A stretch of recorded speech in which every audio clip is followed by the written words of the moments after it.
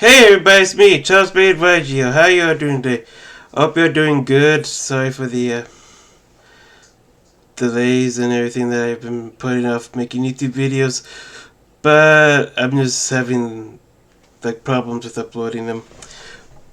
We're doing them, I should say. But anyways, I want to show you my beta custom-made RWBY deck. I still have some work on them, as you'll probably see. I have to get all the wording and there's some stuff I have to fill in and such. But I do want to give you guys a general idea about the deck. Well, about the archetype. I'll probably do a 100% complete alpha variation that I'll have out into the public later on in the future. But for now, I just want to show you guys it. Okay, so this is only 43 because we're running the Red Eyes Fusion combo with the Predator Print to get out Red Eyes Dark Dragoon. So that's why it's at 43, and that's why we have Red Eyes and Dark Magician. So anyways, to the actual archetype itself, I call the RWBY archetype Hunter or Huntress. Hunter. I just do a Hunter with a dash. I forget what it's called.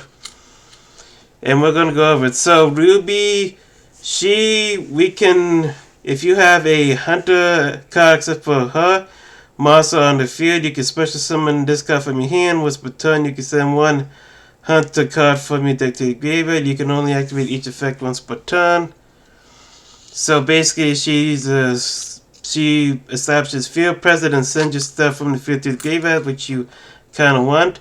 Then we have Hunter S. Wise. When this card is normal summon or special summon, see I have to fix it with that spelling over there. You can add one Hunter monster from your deck to your hand, except, Wise. Once per turn, you can banish one Hunter monster from your graveyard, special summon one Hunter monster from your deck, except Wise. I'm going to make that I think I should make that a hard once per turn. Then we have Huntress Yang. If you control no monsters, or if your opponent controls more monsters than you can special summon this card from the hand. Once per turn, you can pay 100 life points to special summon one Hunter monster from your graveyard. So basically, she's just field presence again, and she's there for spam ability if you have any of your hunters in the graveyard. And then we have Hunter John. You can discard this card, target one Hunter monster you control that gains 1000 attack and defense points. Quick effect. You can banish this card from your graveyard, then target one Brother's Spell card from your graveyard and add it to your hand. We'll get to those later. You can only activate one effect each turn and only once that turn. That's the general effect. Like you can only use this effect once per turn and only once that turn. Hunter Ren. When this card is summoned, you can send one more Hunter monster to the graveyard. I have to reword that to deck. As you can see, this is beta. So you can return this card to the hand. Then special summon one Hunter, hand or deck. Then you can special summon one Hunter monster from the graveyard. You can only activate each effect once per turn. So basically, you special summon out a Hunter monster that you really want to get out on the field. Basically, like a return and special. Then we have Triple Ash Blossom for negation, the Beard to punish your opponent for extending. Then we have more of the custom cards. Brother God of Darkness Lair. Your opponent cannot negate the effects of Hunter extra deck monsters, the summoning. When a extra deck monster is summoned onto the field, you can destroy one spell trap card on the field. Can. You don't have to. If this card leaves the field by opponent's card effect, they cannot activate any effects with that card in its name this turn. So basically, if they somehow Cosmic Cyclone it, they can't activate another one the same turn if they have any. Or something like that of the sort. Yeah. Brother God Relics. Here we go. Fusion summon one Hunter monster from your extra deck by sending cards from your hand or field to the graveyard. If your opponent controls more cards than you do, you can send cards from your deck to the graveyard instead. You can only activate Brother God Relics once per turn. Called by the Grave. forbidden droplets, so we can get the stuff that we want in the graveyard. So that is good. We got 2 of them. Red Ice Fusion for the fusion. Terraforming. Triple Tactics Talent. We're probably going to get interrupted a whole bunch, so that's why I have run 3, so we can just keep drawing 2. Grim Arrival. When the Hunter Monster effect would be negated, you can activate this card, negate the effect, and send the card to the graveyard. Send, not sent. Send. So that is good. They can't activate the effect. If your life points are low or equal to your opponent, you can activate this card from the hand. So it's like first stun protection, basically. And you can only activate it once a turn, only once a turn. Long Range Hunter Cannon. This card I'm gonna change so it can be only activated at the end phase. It can only be activated only once a turn, and only once. If you have 2 more Hunter monsters in gravity, you can activate this card from the hand. If your opponent would special summon a monster from the extra deck, you can activate this card and flip it face down in defense position. Your opponent cannot flip summon or remove it from the field until the end phase.